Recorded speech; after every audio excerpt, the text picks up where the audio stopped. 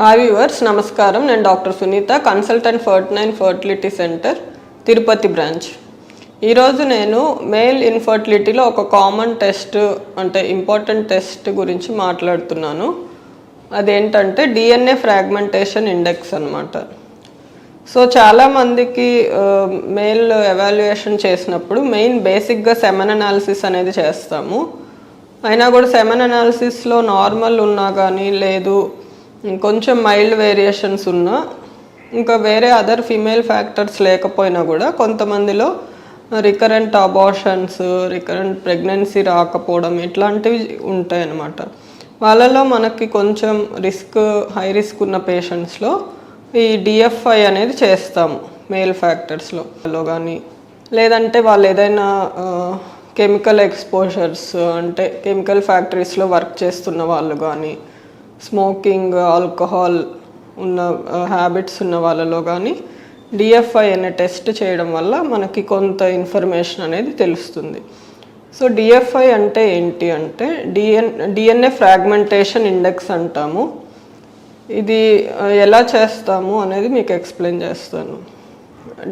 DNA fragmentation అంటే sperm హెడ్లో DNA అనేది ఉంటుంది. దాంట్లో ఏంటంటే కొన్ని ఆక్సిడెంట్స్ ఆక్సిడేటివ్ స్ట్రెస్ వల్ల కొంచెం డ్యామేజెస్ అనేటివి జరుగుతాయి అన్నమాట. నార్మల్ పీపుల్లో అయితే డిఎన్ఏ డ్యామేజెస్ అనేటివి యాంటీ ఆక్సిడెంట్స్ వల్ల అది ఆటో కరెక్షన్ అనేది జరుగుతుంది. సో అంటే మరీ ఎక్కువ డ్యామేజ్ ఉన్న స్పర్మ్స్ని అవి బాడీ అనేది తీసేస్తుంది. అలా కాకుండా ఈ రిస్క్ ఫ్యాక్టర్స్ అన్నీ ఉన్న వాళ్ళలో డిఎన్ఏ డ్యామేజ్ ఉన్న స్పర్మ్స్ అలానే ఉంటాయి. దీనివల్ల అది ప్రెగ్నెన్సీకి ప్లాన్ చేసే వాళ్ళలో ఎఫెక్ట్ అనేది కనిపిస్తుంది. ఏదైనా న్యాచురల్ ప్రెగ్నెన్సీలో కానీ, ఐవీఎఫ్లో కానీ రికరెంట్ అబార్షన్స్ అవ్వడము, లేదంటే ఇంప్లాంటేషన్ ఫెయిల్యూర్స్ ఉంటే డిఎన్ఏ ఫ్రాగ్మెంటేషన్ ఎక్కువ ఉంటుంది అనేసి. అంటే ఏంటంటే ఒక 100 స్పర్మ్స్లో ఎన్ని స్పర్మ్స్లో డిఎన్ఏ ఫ్రాగ్మెంటేషన్ ఎక్కువ ఉంది అనేది మెషర్ చేస్తామన్నమాట. సో మోర్ దాన్ 25 ఉంటే డిఎఫ్ఐ వాల్యూ ఎక్కువ ఉన్నట్టు.